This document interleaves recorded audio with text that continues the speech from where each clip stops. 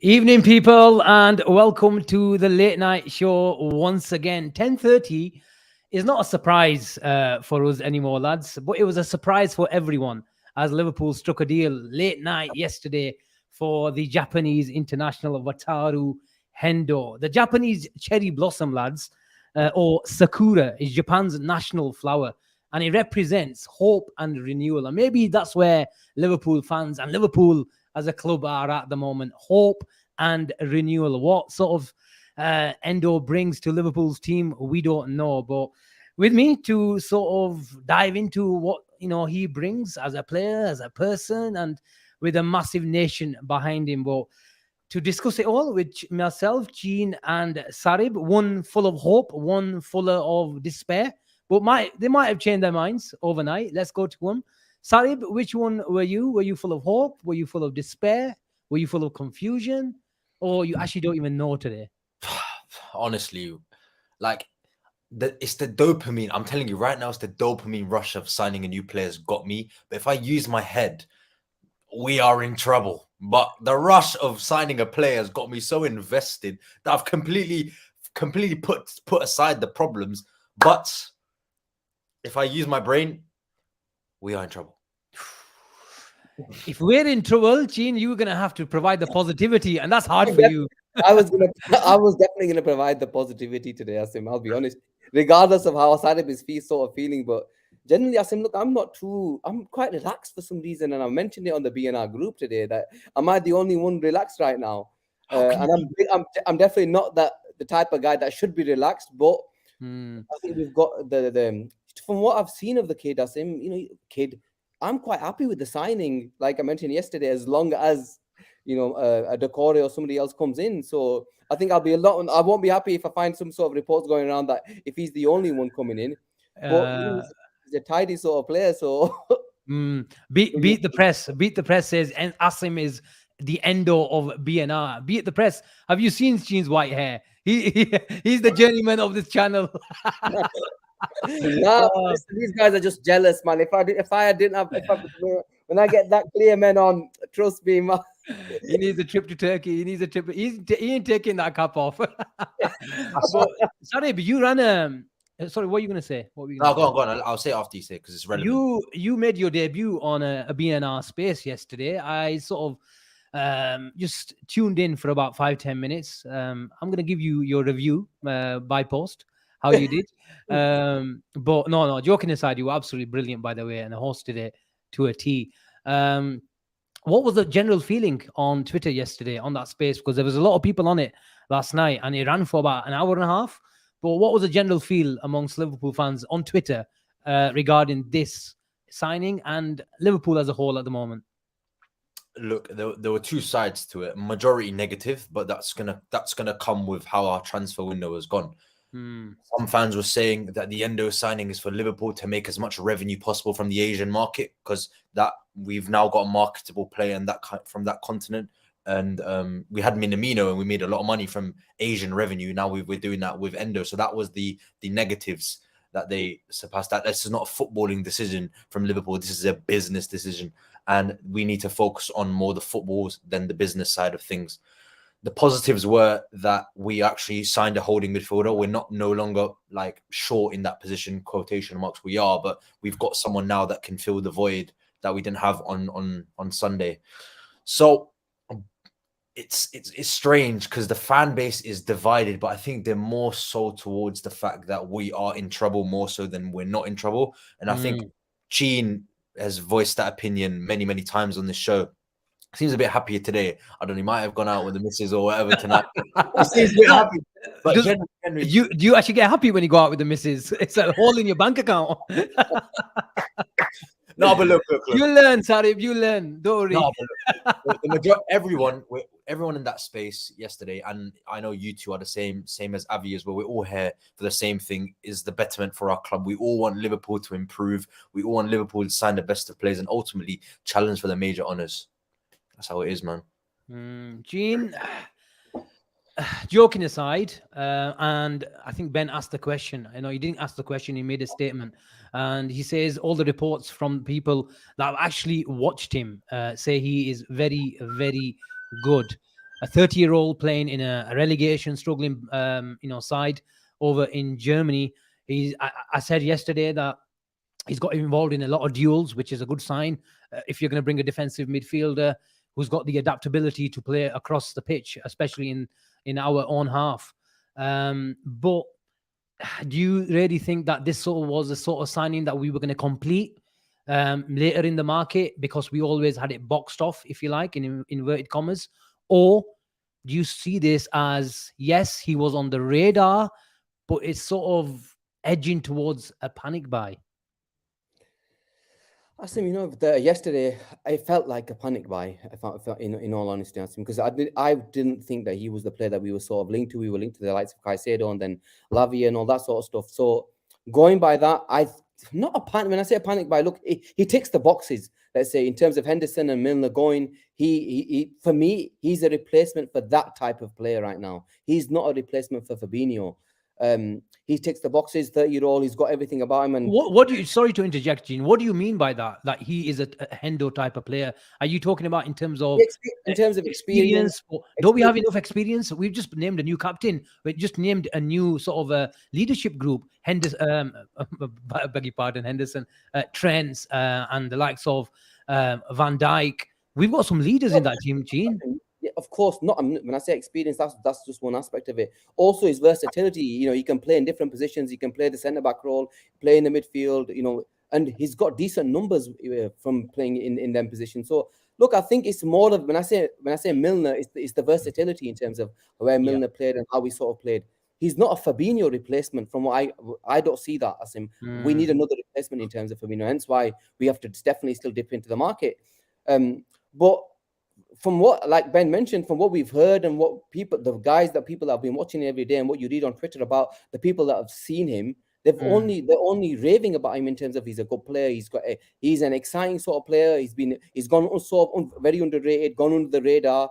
30 years old, played it for a side. He's a captain of both teams, Japan and Frankfurt. So he possesses all the attributes to do sort of well. He's an aggressive player, very good in the air. I know he's got very, very good aerial skills. I think that's maybe because he played in the centre-back sort of role, so he might sort of, hamper the actual stats sort of thing. But generally speaking, it's a decent signing. But like we mentioned yesterday, it's probably a decent signing right now. Well, it doesn't seem like a decent signing right now because we wanted the likes of Caicedo, Lavia, and all that sort of thing. If it happened after we signed him, we'd all be raving about him, saying he's the perfect signing, good experience, all that sort of thing. But look, he's one that's come through the door. There's a reason we wanted him, and if he fits the Klopp formation, what Klopp wants, then fair play. Because I've always said this, and I've said it numerous times on this show, Asim, is as long as we buy, I'm okay with it, because I know, like I've said it a few times, our hit rate is good. If we believe this player works, then why not? If Klopp believes it's going to work, fair play. But we still lack players, and that needs to be addressed in the coming 2 weeks.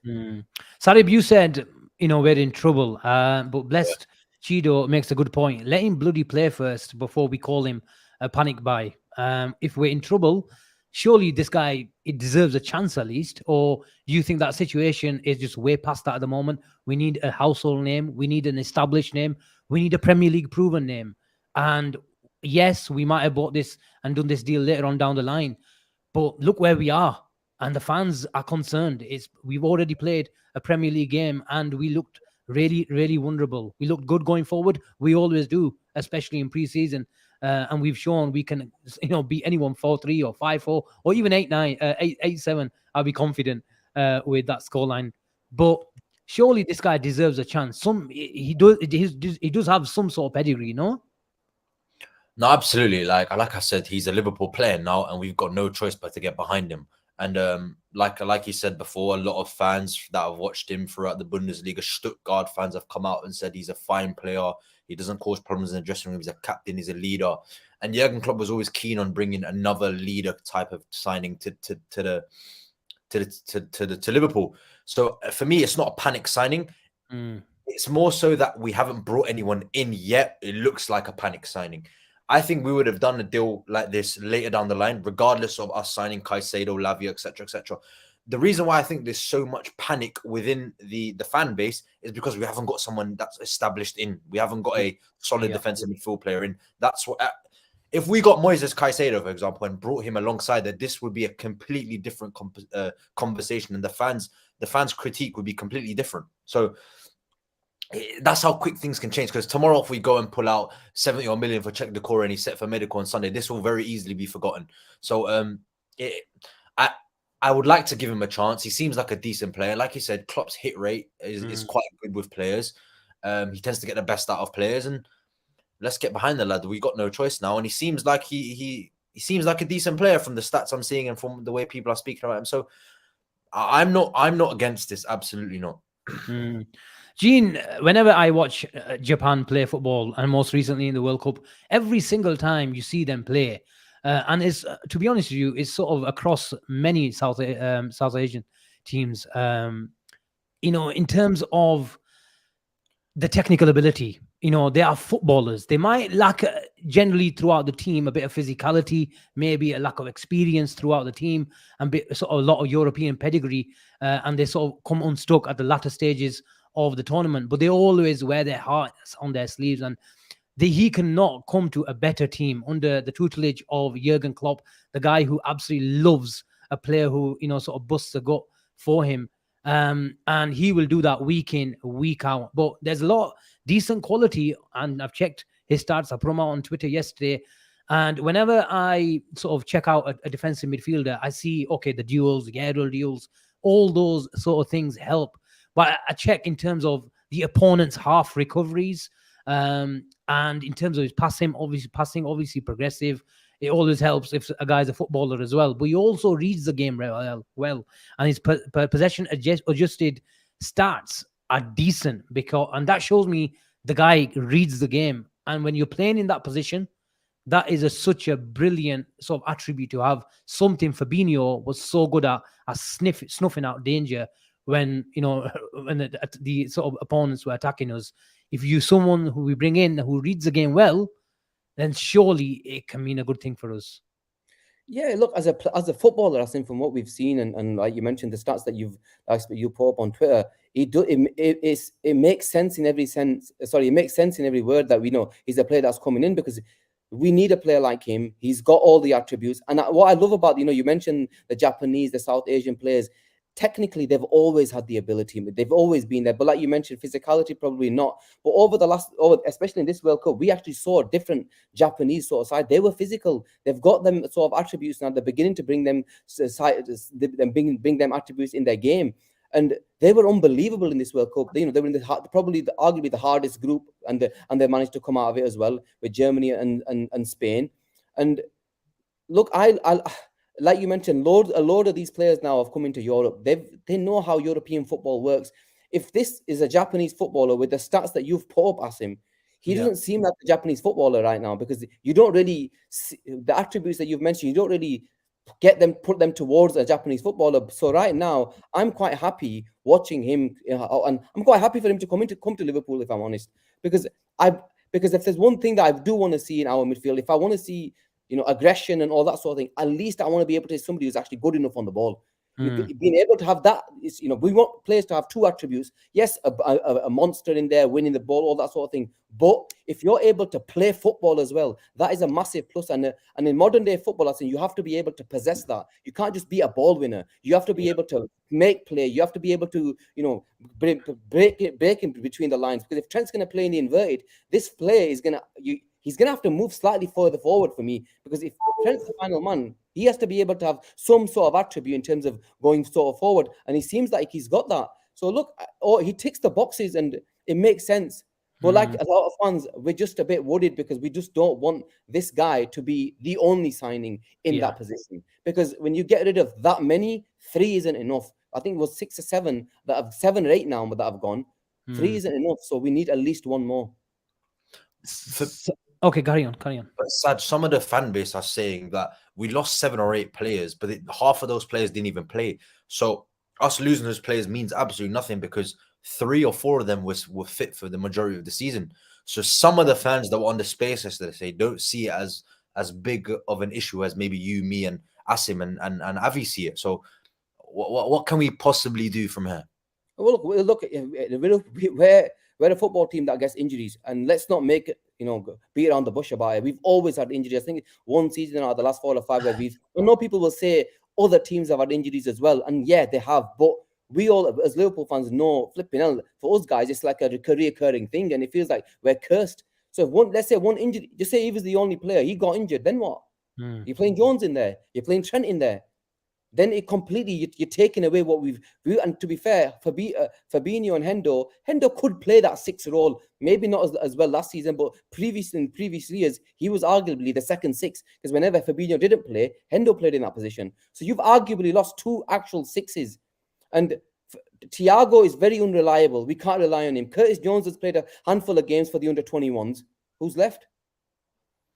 Nobody. Are you concerned, Gene, about the price tag?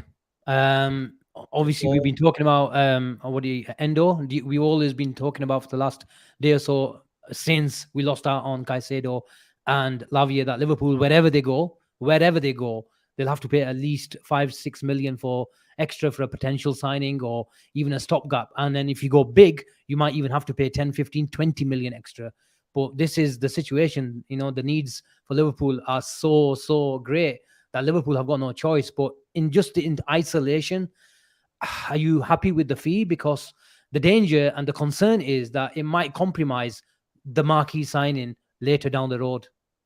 Well, if we're willing to pay 111 million for our marquee signing, and let's say take away whatever he does, Endo cost 16 million, what's that left with? The mathematicians in there will probably tell us whatever that's left. I'll take away 20 million just to be on the safe side, yeah? So you're probably left with 90 million. You're telling me whoever we get is gonna, is 90 million is more than enough for us to go on and sign. Even a Doucoure, if 70 million is the player that, 70 million is the price that's being touted around for Doucoure, and we're willing to pay, let's say, around the 55. I'm sure if there's some sort of agreement, you meet somewhere halfway, 64, 65, why not? But Sad, with Liverpool as well, we could have easily got Lavia deal done. We had the money to go and get the deal done, but sometimes we just don't do it. Do you see a reoccurrence of that potential happening? They don't want to go and overpay for a player, because we've seen at Liverpool in the past, they don't want to overpay for players, and they didn't do it with Lavia, and ultimately we missed out. I don't look. There's no being on the bush here. Liverpool Football Club have to sign another midfielder and a decent one. This stopgap business isn't going to work right now. Especially when you've shown your cards. We went for the best. It didn't happen. We can't be sat here saying in another 3 months down the line, we should have signed. We start crying about not signing a player. We should have done this. We should have done this. It's not good enough. We took the risk last summer. It didn't pay. I don't want to be sat here in 3 months' time crying about not taking a risk again, which Jurgen Klopp's alluded to over the past, that we need to take risks. Sorry, but this is the summer where we need to take risks. So go out there, and if it costs an extra 10 million, you yourselves have got yourselves in this opportunity, in this predicament. It was your mistakes because you didn't. If you were willing to let players go, 40 million pound for Fabinho, you knew this was going to happen. So now go and spend the money. That's just it's quite easy and it's simple. Muchin, do you think, just rewind, the summer sort of timeline, if you like, do you think Liverpool were in a situation where they were thought, what, Fabinho and Henderson are going to stay? Might bring Lavia or Andre, depending on if Thiago goes, but they did not.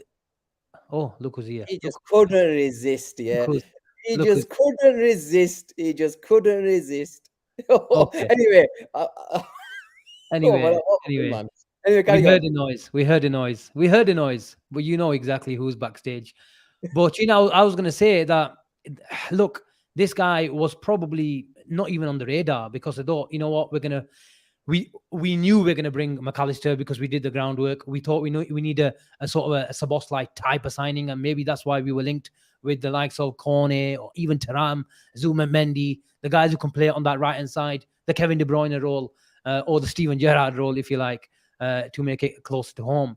But now that obviously we've been talking about, and how many times have we mentioned, we got caught off guard, and this is the problem. Liverpool didn't see it coming, and this is the consequence of when you don't do any planning at all. But this is the problem. Why did Liverpool really accept that 40 million, from Saudi Arabia, if they didn't really have any plan of sort? Because how realistic was it, Gene, if we were going to really hijack Caicedo. It lasted for 24 hours and it was good. And we all took part in it. Let's be honest. And we were probably the worst at it in reveling in the 24 hours that we thought we were going to get someone on. But Gene, that's what happened. Our eyes lit up the moment that 40 million bid came in, and we're sort of reaping the sort of ramifications of that now. Asim, look, you talk about planning. Come on, man. This football club, in terms of planning, especially over the last few years, it's been shambolic. From Edwards and Ward and all these type of players going, it's caused massive issues. And we're sat here now saying, oh, how did we call it? Truth is, the football club did not think about Liverpool. They didn't think about get Fabinho going, Endo going, and what was going to happen. I don't believe that, because it was too good of money for us to turn down. So there's no way we were going to turn it down. You're going to tell me they were going to turn down 40 million? Yeah. No chance. We were going to take that money, 12 million for Endo. Maybe, look, we probably would have liked to have kept one. Okay, I can accept that. They probably would have liked to have kept Endo, let's say, because, end of the day, he was going towards the end of his contract, not a couple of years left, and it made sort of sense. But Fabinho at 40 million, we were going to definitely bite the hand off. But my issue is that in terms of this football club right now, there's issues outside of the football. We talk about the director of sport, all these type of things. There's so much going on with this football club right now that planning is not one of them. And even today, bloody, in terms of the stadium, we saw reports come out that, out of Buckingham, bloody, whatever contractors that were going on, they've gone. It just seems to go. Everything right now is going against us. Everything that can go wrong is going wrong. But we can still put it right. I don't want people. I'm sat here giving a lot of abuse to the club. I'm not. It only takes a couple of signings and we'll be good to go again. So it can change very, very quickly. And people say you're never as bad as what people make it out to you to be as bad. 100%. So let's see. Let's wait and see. We have Ben in the building for once, man. That is just like Gene says, there's plenty of going on at Liverpool. There's plenty of going on in our backstage at the moment. But Ben, it's been a while. And is this, talking of debuts, the theme has been debuts for the last 24 hours. Is this your BNR debut? I've been on before, I believe, but when you was like first starting. Now when we were nobodies. When we were nobodies. Now you're getting Fabricio and all these man. I don't get the call up anymore. But I'm only joking. We like to play the sort of underdog role. I called ourselves a small channel, and a small channel. I love that sort of a label, because then these guys, they don't get excited. How are we doing, Ben? Keep up your great work that you're doing over at the Anfield Talk, our sort of really, really close friends. And we will never forget the guys who always supported us when we were probably about 10 people watching. And Ben was one of them, alongside the Anfield Talk as well. One of the best, if not the best, aggregator accounts out there. So if you don't know who they are, which is a surprise, then head over to Twitter and give them a follow. Give Ben a follow. That is his Twitter handle on the screen there. So Thanks Ben, but just general feelings regarding Liverpool at the moment. We've not sort of heard your views as to what's been happening in the summer. So just give us a bit of a summary as what do you think has been happening at Anfield? Yeah, I mean, first of all, thanks for the wonderful words. I think it's important to remember as well for the guys that don't really know us. Me and you, Asim, particularly, we followed each other way before BNR. It was all good relations way before then. So obviously, once you'd started this, it was inevitable that I was going to get behind it. You've got a great group of lads here. Sarib obviously joined the team just recently, and yeah, you're onto something special, mate. You really are. Cheers, man. But with the Liverpool stuff, like I always get told off for being too positive. Like people get on to me, man. Like, oh, you don't have to always be positive about everything. With the DM situation, it is hard from what we saw over the last 2 weeks to still have that optimism that something is going to happen regarding a big player coming in. And I'm not one of these guys that cry for a marquee signing. I can't give a crap about that. If the player's good enough, they're good enough for this club.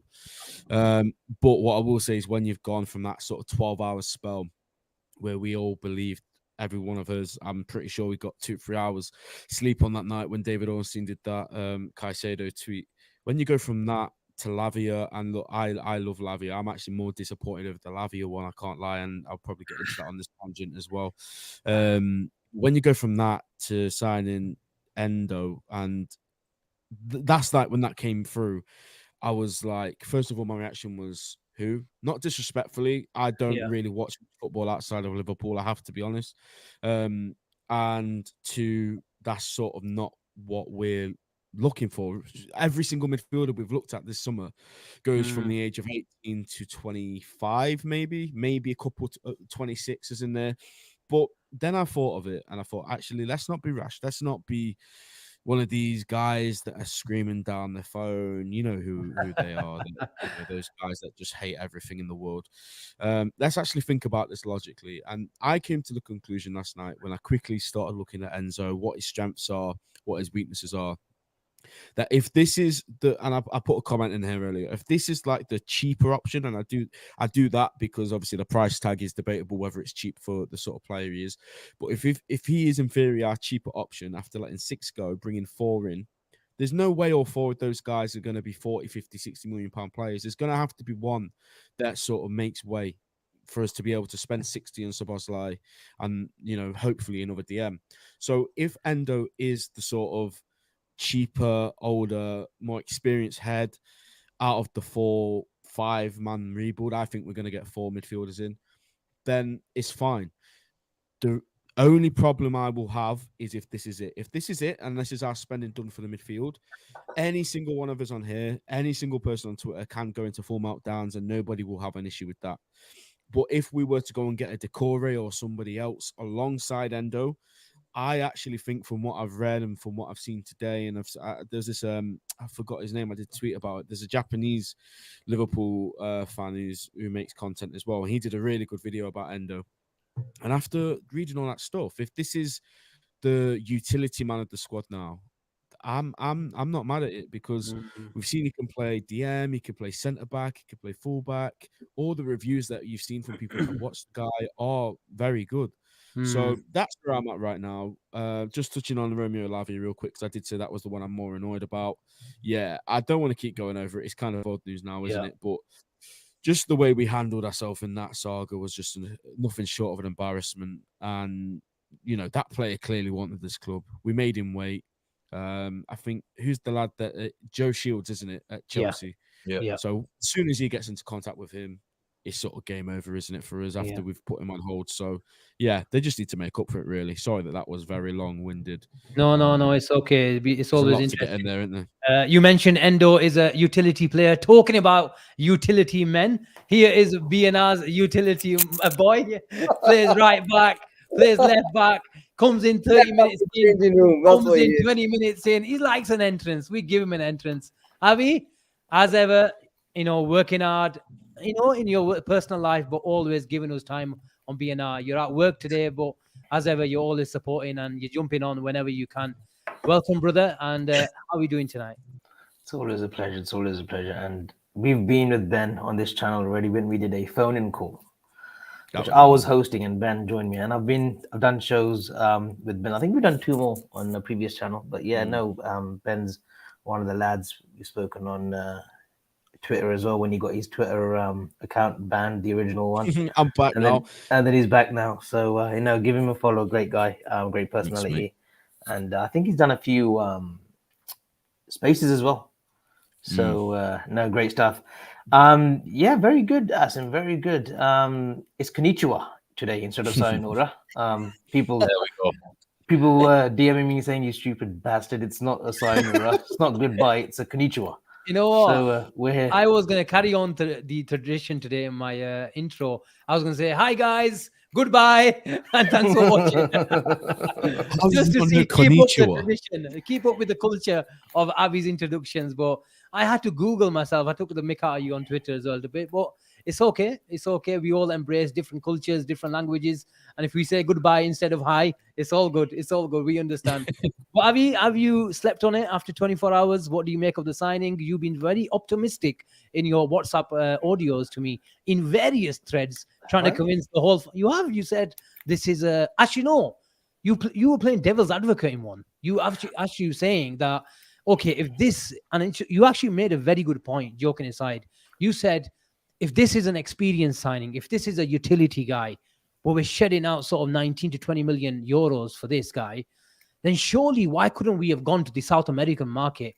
That every single time we've been mentioning on throughout the summer, we've been comparing ourselves to Brighton, Javi.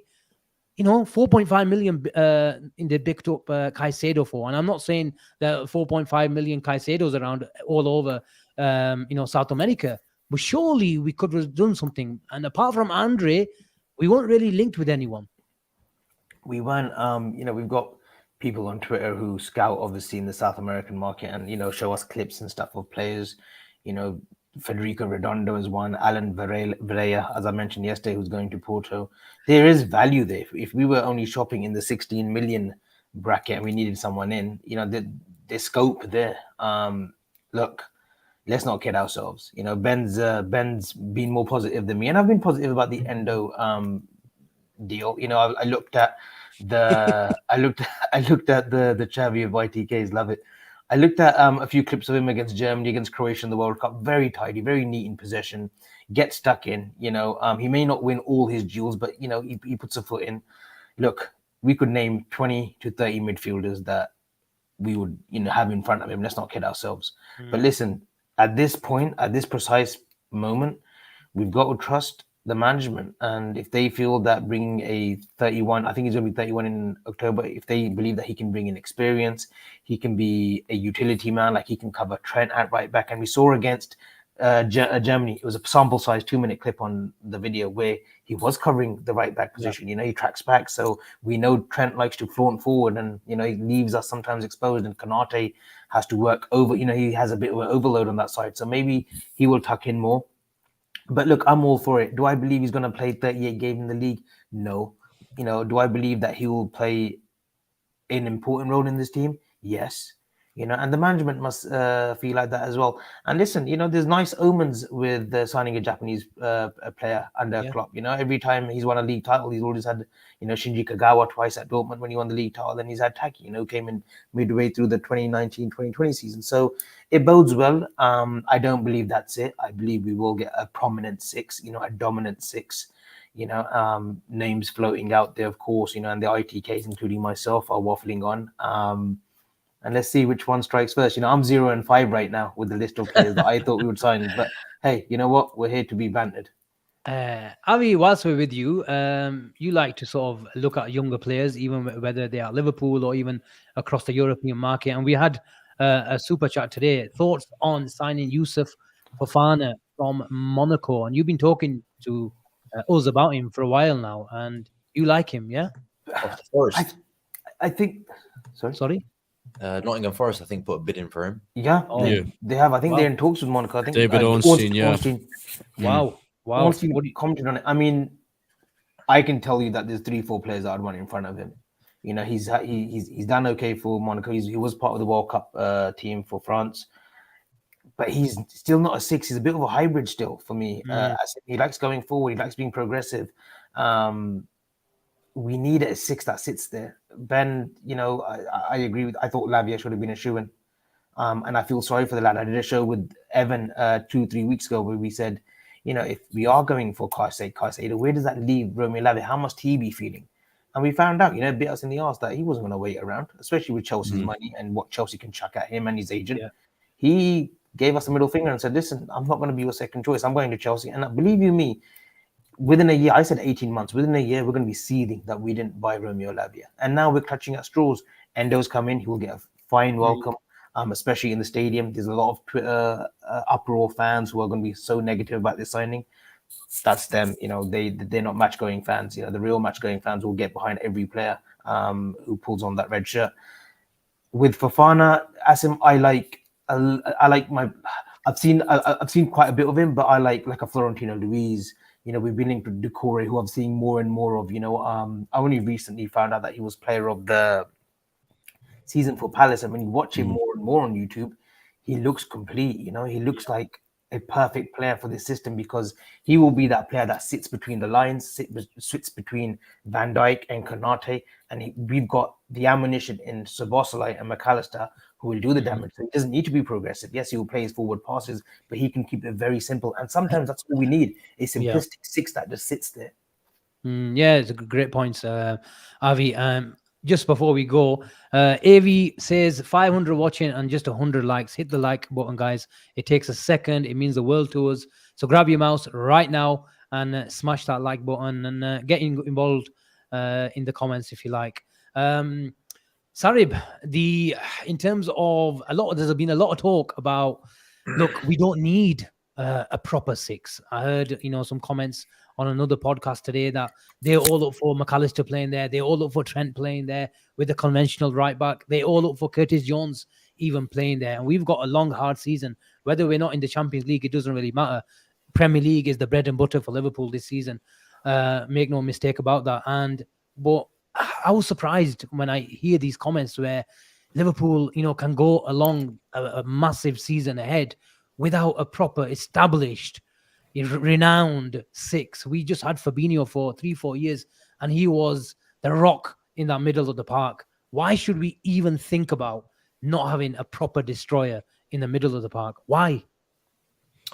It should not even be a conversation that Liverpool need an established six. Look around the Premier League now. Look at the teams above us and look at some of the teams below us as well. You've got Man City, you've got Rodri. Manchester United have got Casemiro. Newcastle have now got Guimaraes and Tonali. Arsenal have got Partey and Declan Rice. And Tottenham they've got Højbjerg, Bentancur to come back. And we've got a 18-year-old, 19-year-old Bajcetic and Endo, who's now 30 years old. Realistically, those are the teams they're trying to compete with. Some of those teams we are ahead of, and we're going to be left behind. I just got breaking news. Sorry, guys. Sorry, Sarib. Sorry, Sarib. But sometimes this happens, Sarib. I have to be rude and interject. Don't know if you guys got it, but Redek Tion, which is a foosball German account, quite reliable. Liverpool are interested in bringing Ecuadorian centre-back Piero Hincapié, 21 years old. They like his profile as LFC, want a left-footed central defender. He's very highly rated, isn't he? Yeah, very highly rated. He plays for Alonso's by Leverkusen. But I think he plays better in the three. He plays better. Avi, that's interesting because who might come in 2 or 3 years? Who Are you suggesting a certain guy called Xabi Alonso will be? I've always said, mate, we need to see how this guy gets on. Ben knows, mate. Ben knows. Story. If it's Alonso or Stevie, there's only one man I'm picking, and it's not Stevie. Who it's a source very close to me, Gene. You don't need to know. That is bullshit. It's Redek Tion. It's FT Redek Tion. It's a German Deutschland account. Foosball transfers. I don't know. Avi, a lot of the chat are saying he's got the same agent as Moises Caicedo. I don't know how true that is. Look, we've already got played once. He's off to Chelsea already, mate. You need to just leave that one in the dust. If he's got the same agent as Caicedo, then we should not even go anywhere near the lad. Not maybe Hincapié, maybe to get him to sack his agent before we even talk to him. But we got played. I genuinely believe that we got played by Caicedo, and maybe someone can confirm that if that's the case. Anyway, it is. There are a lot of people saying that it is. So lots of people in the comments are saying it, man. Yeah. So don't worry. If it's Manuel, give me that on Twitter because I've not seen it. I told you it was bullshit, Asim. See, didn't I tell you it's bullshit when it comes out of his mouth? No, it's on transfer room report. 6 out of 6. You get him wrong. No, it's supposed to be 0 out of 6, dude. Not 6 out of 6. You get him wrong. We've been talking about defenders, talking about left-footed defenders. If Avi has just been talking about how Endo could play in the defensive line, do you think we bring in another defender, or do we use this guy as a utility guy, as someone very adaptable who can play in various positions? Because we've been all talking about the sort of Henderson role, the James Milner role, and we always, every squad, doesn't matter how good a squad is, they all need that type of player. Or do you think Liverpool cannot take any risks and it's such an important decision? And Robbo concerns me, not as a player, but more so in this position, Ben, and in this system where he's not a proper natural left-sided centre-back. He needs, and this is not all his fault because we've changed system. And obviously he is not helped by a natural DM as well. So, but do you see Liverpool dipping into the market for that type of player? You know what? I'm so glad you said it's not Robbo's fault. So I'll first of all, I'll talk about Robbo first and give my piece on him. Andy Robertson has been taught since the age of whatever, whenever he started playing for, I can't remember the team. Was it Dundee in Scotland? Queen's Park, Academy? wasn't it? Queen's Park or Queen's something? Park, that was it, yeah. So ever since he was a kid, this guy's been a traditional left back. You bomb up and down for 90 minutes, you don't stop. We saw it from Hull City when he had that good season with them and they went down, but he was this sort of shining light. Ever since we signed him, that's what he's done for us. Bombed up and down, not stop for 90 minutes, whip balls in, get some assists. He's the leading defender, isn't he, for assists in Premier League history? Yeah, he is. So Yeah. that's his job. And now all of a sudden we're asking him to do something he's never done in his entire life, which for me is absolutely not on Andy Robertson. As a left back in a 4-3-3, I still think Robertson's got a couple more years left in him. So I can't blame him for not being able to do his job. Like he's never done it before. The other thing about potentially using Endo, this is where the owners get their criticism, isn't it? Like cutting corners and stuff like that. If we are an injury down to Virgil van Dijk or Ibu Konate and then Matip comes in or whatever, and Gomez is probably going to get injured at some stage as well. I don't think we can be relying on this guy to play centre-back. I did actually see that he was originally a centre-back, to be fair to him. But being a centre-back and being a centre-back in Liverpool's high line is two completely different things. Yeah. We clearly saw the sort of profile we were looking at when the rumours came out about Colwill. Not sure how much we looked at him because I was fairly confident from day one that was impossible. 80 million from Chelsea, absolutely zero chance. So that's clearly the profile. I remember seeing Antonio Silva as well about 6 or 7 months ago. That was the one everyone was going on about. Obviously came to Inacio, who's now just signed a new deal. So the profile is clear. I don't think you can go from that profile to now using this guy who, again, looks like a good player, but we've seen even Virgil van Dijk and Konate get exposed in that high line. You've got to go and sign another one that can go on to be a starter for us. And when we signed Ibu Konate, I was absolutely buzzing because that was a signing for now and also for after Van Dijk. They just need to make another one signing of a centre-back that's like 20 to 23 that can come in, play every now and again. But then in 2 years, when Van Dijk leaves, because he will in 2 years, I don't think he'll get an extension. We'll have a centre-back ready to come in instead of being in this predicament with Fabinho and the DM.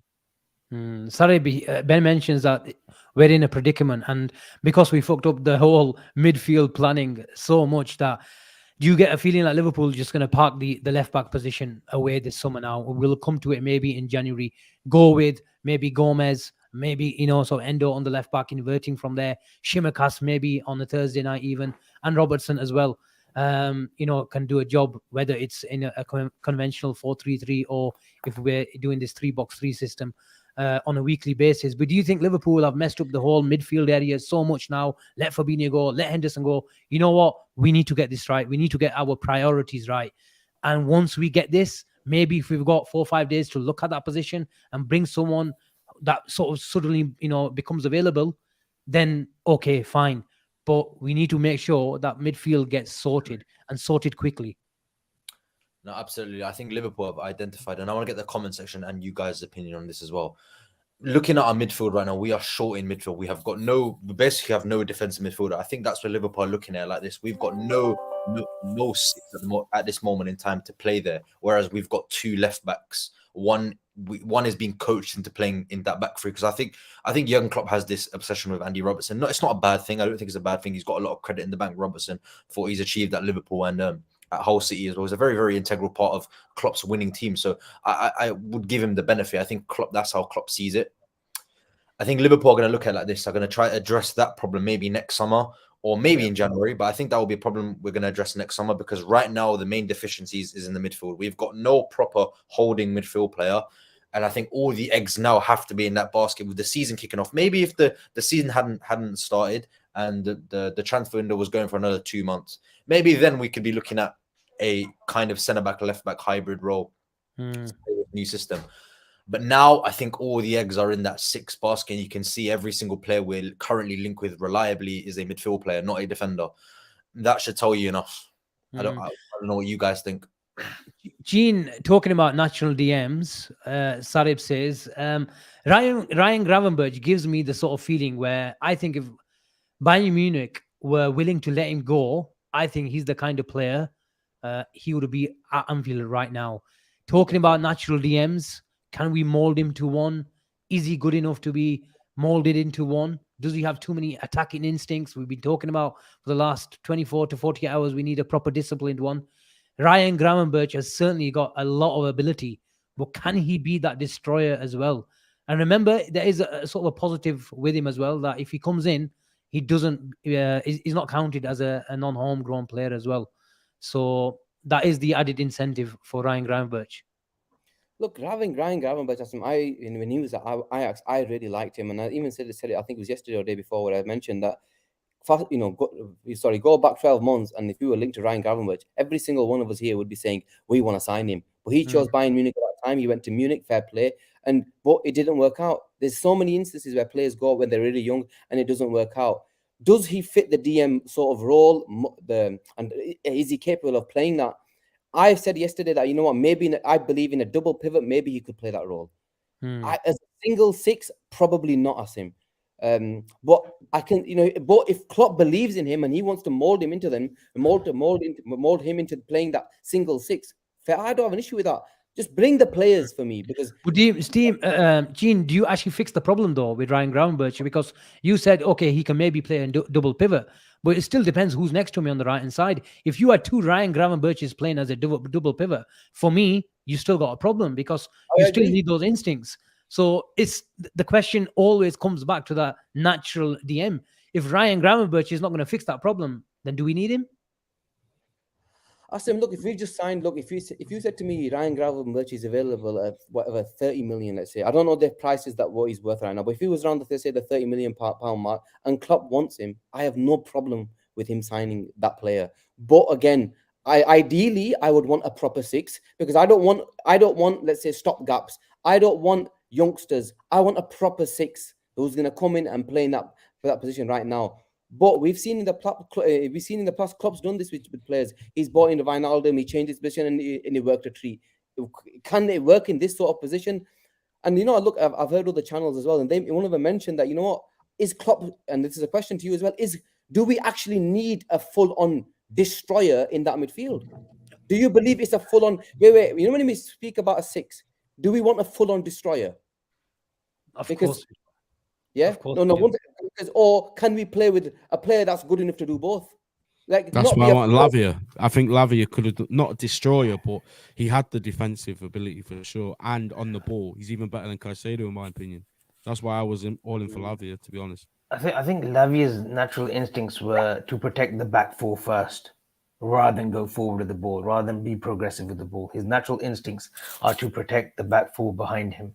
And in Southampton, it's a sample size, because they were a team struggling. But I've seen this kid at Man City Academy. He would boss games at the middle of the park, but he wouldn't go past that halfway line.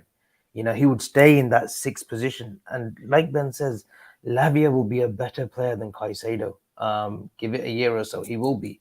He's not far off. Caicedo obviously is he's obviously like the pick of the bunch, but Lavia will be on that level. Gene, I hear you shout. Yeah. 1 second. I wanted to ask him. This is a question. Look, one the NYFY said no, we don't. It's literally outdated mentality thinking that. Question: because we play. Look, I know you guys are going to turn around to me and say, you know what, Rodri. But Rodri, what you have to understand is one of the best in the world that we've ever seen play that sort of position, and his ball skills are unbelievable, right? Does Doucoure have that? If we are going to go to a 3-box-3 system, does Doucoure fit that system in that position?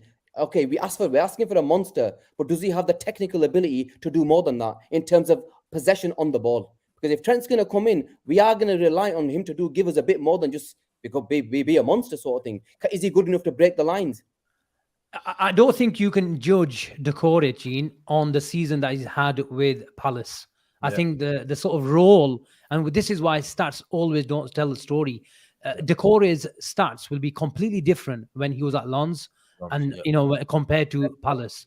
He was almost an 8 at Lens as well. Yeah, yes. Almost an 8. Box. So if you're playing box to box, if you're playing on the 8 positions, it tells me that you can play. You've got decent technical ability. You can break the lines, and you got the energy and the legs to really play in different, subtle formational changes that Liverpool will be going and doing, ahead of the season. But in terms of when you say we don't need a total destroyer, It's a question I don't need one. I do. I know you're raising the question. I think it's very, very naive to think Liverpool don't need a total destroyer, especially in this system. In the most conventional 4-3-3, we used to have Fabinho sitting and then Thiago sitting in a double pivot on the ball, and we'd let Harvey Elliott, we'd let Henderson go, we'd let Naby Keita go when he was fit. Just 2 seconds, Avi, if you don't mind.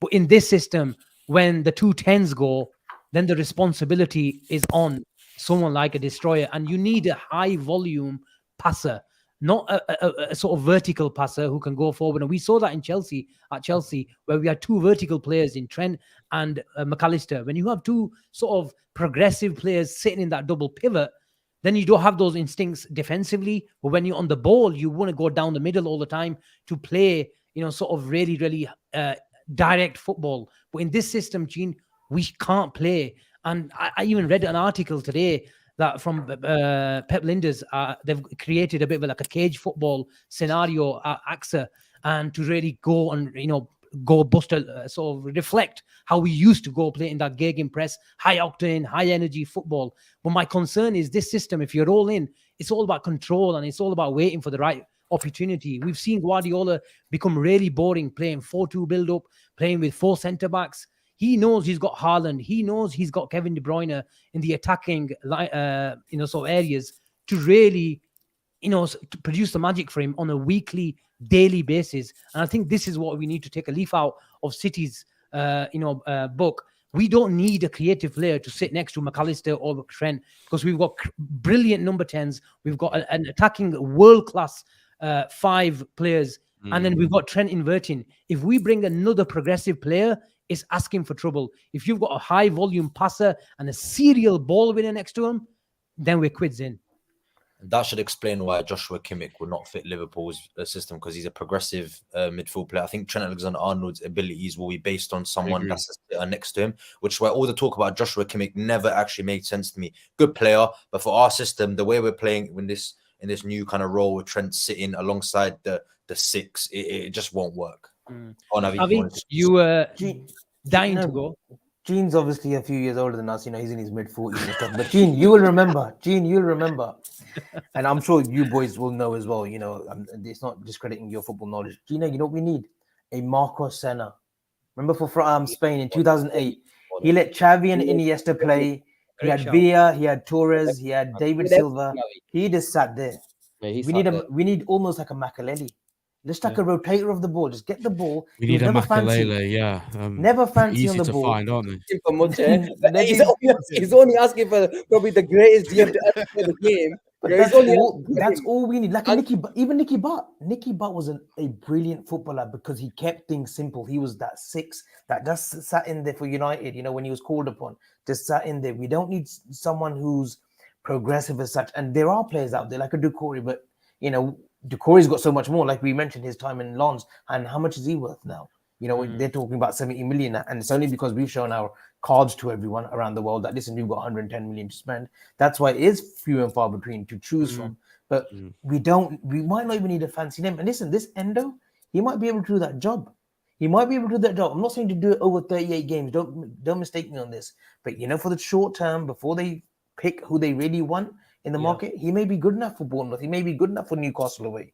Only then can we, we'll know more about what kind of player this guy will provide. And he'll provide that cover for Trent. Sorry, Ben. I made that exact same point that you just said, Avi. The better player, Klopp's always alluded to it, that they take longer to sign. So obviously after failing to sign Caicedo and Lavia, everyone wants the next big one coming in instantly, and I get it. We all do. We all wanted that, bounce back from that. But naturally, if we're going to spend 60, 70 mil on a DM that wasn't first or second choice, it's going to take a little bit longer to nail down exactly who that is. So Avi's spot on. We can't go to St. James's Park. I mean, Curtis Jones is rumoured to already be injured with an ankle injury. We can't go there with McAllister in the DM, no discredit to him, and Gakpo in the 8 again, and all these makeshift positions. We need somebody in for the here and now, And then if we do go and get somebody bigger and better, Mm. then we've got that guy for the Cups and Europa League. So it's, people are so obsessed with the order, like, oh, as fans, we deserve the better player coming in right away. We do. But, it's not as easy as that. It's not as easy as loading up Football Manager, agreeing a fee and agreeing a wage. It's really not. Like, it's so much complicated than that. And listen, we need somebody that can come in and do a job until it's done. And these owners like Tony Bloom, Steve Parish, right? When we're dealing with British clubs, they know the drill, right? They're going to put their premium on as well, the British premium. And they know how much we have now as well. Exactly. We're going to get rinsed. For Doucoure, he might be worth 40, 50 million in an ordinary market. But these are not ordinary times, with the influx of Saudi money, with the transfer fees that we've seen this season with clubs and what they're spending. It's going to be a lot of money that we're spending on Doucoure. And even in Europe now, clubs are intelligent enough to know, listen, these guys have got a few bob now. So let's bung on another 15, 20 million. Fans are fickle. And you made a good point a couple shows ago about Virgil van Dijk. At the time when we signed Virgil van Dijk, we did pay a premium. We broke the world record to bring Virgil van Dijk in. And I remember the turmoil on Twitter. Oh, you're signing a Southampton captain for 75 million. Da, da, da. Fans are fickle. They forget very, very quickly about the price if the player simply just goes in and does his job. And if we're going to pay 80 million for Doucoure, then so be it. If he gives me performances, that price tag will be shoved to a side very, very quickly. But Avi, are you not concerned? I think Paulinho was a natural, tackler that we probably could have done a deal for, but we're probably not going to pay that price for how old is he? 28? 28 now. He's going to be 28, yeah. 28. So we'll probably have to go against, the Liverpool philosophy, if you like. But apart from Doucoure, Zubamendi, Thuram, Kone, who else is there? Gravenberch. Andre is more of a natural 6, a deep lying sort of 6. But all those names that I mentioned, there's too much movement in them. Yeah, there is too much movement in them. And Thuram, people are saying, oh, Thuram can do a role. We don't need players that can do a role. Gravenberch can do the 6. Jones can do the 6. Yeah. Maybe Klopp is going back to this, the way I'm talking about, that we don't need an aggressive 6 then. Maybe when linked to these type of players, maybe that's what he's going to go for, Asim. But then we're leaving ourselves exposed like we've been doing all season, last season too. That 6 has to just sit in there, Gene, and he needs to have legs. Fabinho's legs, that's what let him down last season. It wasn't his positioning at times. It was because he had no legs, and the midfield area in general, whether it was Thiago, whether he was rotating with Endo, whether we had Elliott in there, we were just falling short against bigger teams, against teams that were physically better than us. Brentford gave us the runaround away from home. That 3-1 result, that's the worst team. You could just tell that midfield area was so weak. We had nothing that day. Konate came back from injury that day. We got out-muscled. And how many times did we say that last season? Out-muscled, outworked. Klopp's team should never be outworked, guys. There should be never a team that runs more kilometers than this Klopp team. That's the blueprint of his team. Working hard, pressing intelligently, not pressing for the sake of it. We saw individual presses last season. That's not the Liverpool team. That's not Klopp's Liverpool. So we do need a settled 6, Gene. We can't have a can-do 6. I'm just saying, look, maybe that might, if because of the system change, what if Klopp's seeing this? And it'll be interesting to see what happens in the Bournemouth game, because I'm interested to see who actually plays in the 6. And that's a question to you. Who do you think is going to play that 6 against Bournemouth? I think he sticks like he does with Chelsea. I think he does what he does against Chelsea. I think because we're at home, we'll be more, possession based. I think he thinks he can get away with it at home, and we probably can because we will have more possession. You're expecting Gakpo to play? Still going? No. I wouldn't start Gakpo. I'd probably give Harvey a go. I would give Harvey a go and put Gakpo move Szoboszlai to the side. Szoboszlai on the other side. Play Ganamis. What's his name? What did you just mention? Elliott on the right. Szoboszlai from the left. Gakpo in the 9.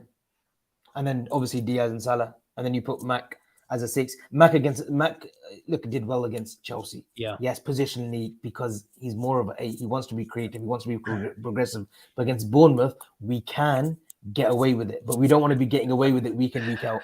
Yeah. I agree with you, Brian, by the way. I'm just asking the question, mate. I agree with you. Don't think I'm not asking for a 6. I think that sums it up well, doesn't it, Brian? Because after all that, what the hell were we actually even discussing? Just get a number 6 destroyer for crying out loud. I think that's the perfect ending. Just before you guys go, I literally saw a headline that Calvin Ramsey has picked up another injury.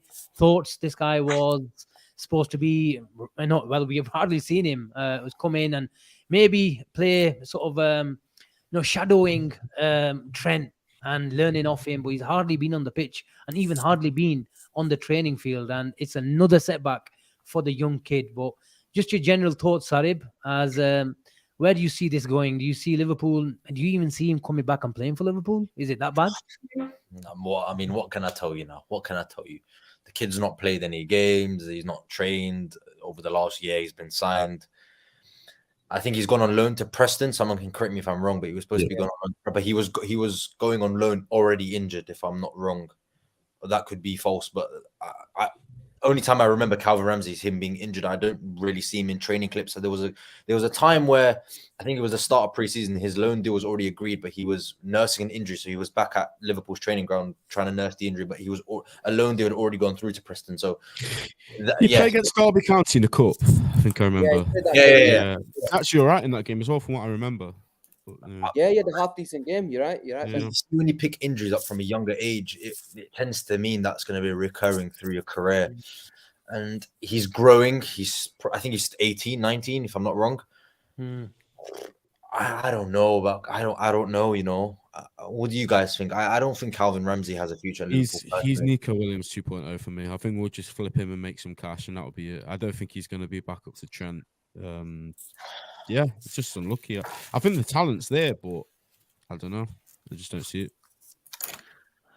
Gene, there's your answer. There's my answer. Avi, can he make a comeback? You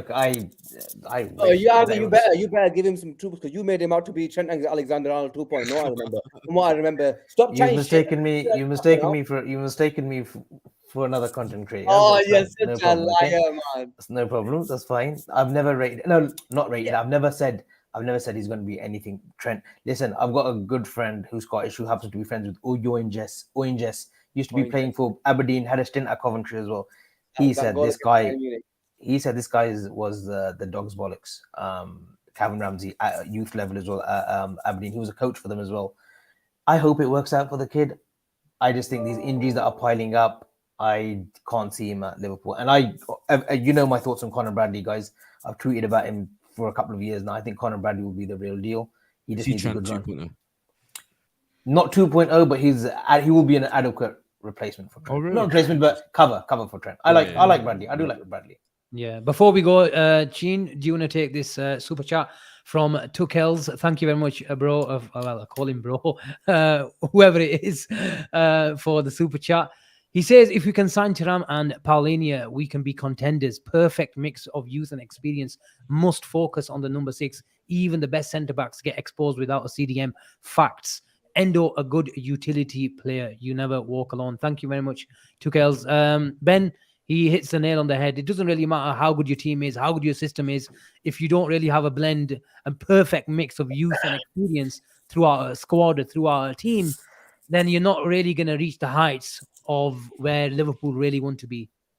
Exactly. And, before Fabinho came, and that's a long, long time ago now, we were crying out for a world-class DM since Mascherano. There was, Emre Can was decent, Lucas Leiva, a bit of a cult hero, but nobody really of that stature and that level. And when Fabinho came in, it was a real sort of eyebrow raiser for not just Liverpool fans, but everyone, I think, in world football. Because I know Fabinho, when he was at Monaco, that crazy Monaco team with Bakayoko, Mbappe, Jubiel, Sarib, all these guys before they all had their own moves, and some of them ruined their career and some of them we'll never speak about ever again.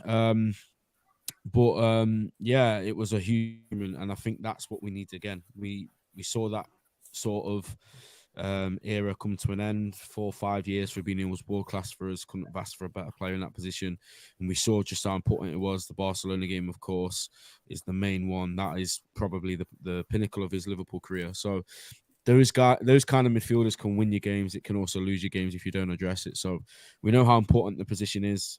Jurgen Klopp will obviously know it too. He's not stupid. He's not naive enough to think, no matter what he thinks of this new lad, that he's the answer to the problems. I wouldn't have thought, and that's why I'm so confident one comes in, because I know Klopp is a very clever man, and going from Caicedo to Lavia, it makes no sense having this as the alternative in my book. So I'm confident they'll address it. As to when, that obviously remains to be seen, but there's still a big 2 weeks left, in my opinion.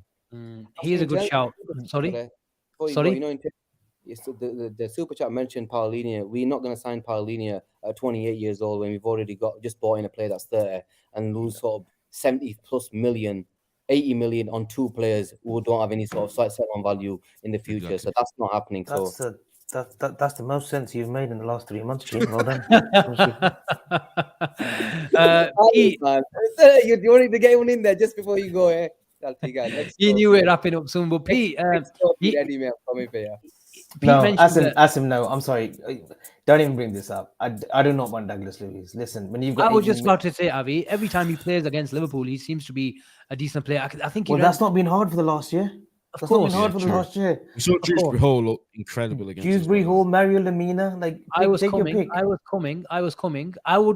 want Douglas Luiz. Come on. He was saying that I was saying, sorry, Douglas Luiz is another guy like Thuram and Gravenberch and these guys. I think he really complements the guy who's next to him in Kamara. Kamara's the destroyer, the ball winner, and Douglas Luiz is the progressor. Again, Gini Wijnaldum. He reminded me of Gini Wijnaldum.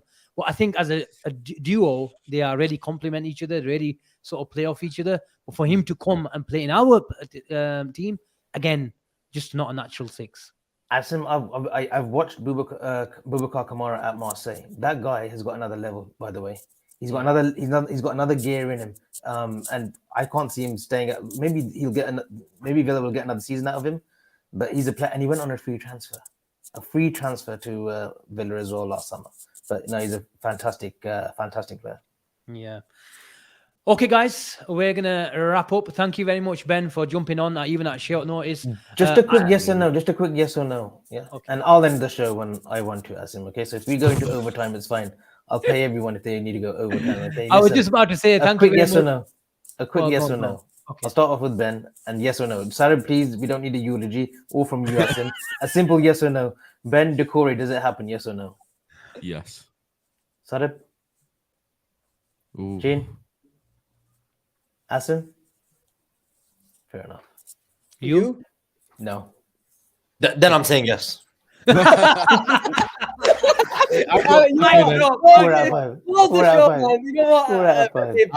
you say no, then Sarib won it in injury time. Sarib won it in injury time. I've got a big question to ask you, right? You're currently 0-6, yeah? Yeah. So if you're saying no, how are you going to make this 1 out of 7? No, I said no.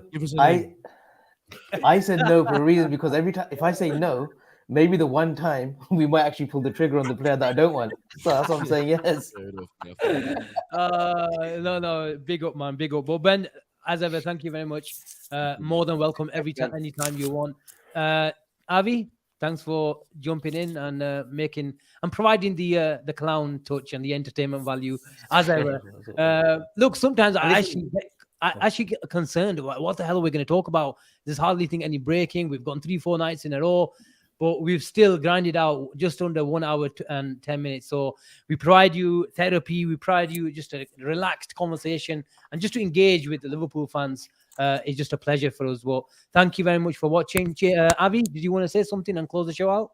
No, I know Sarib's now obviously one of us now, but Ben, whenever you want to come on, just jump on, mate. It'll be great to have you. Just make sure you just come on and go and follow Ben as well on Twitter and stuff. He does spaces and Field Talk as well. On his own channel. So go and give him support. If you give us if you guys are giving us the support, make sure you follow and subscribe to Ben as well. So yeah, nice one, guys. Thank you, mate. Avi, do you want to say goodbye in Japanese? Sayonara, everyone. Sayonara, and hopefully we get to see some pictures tomorrow from Kirby of Endo's signing. Brilliant. Thank you. Goodbye. God bless, guys. Thank you. Good night. Take care. Bye-bye. Take care, guys.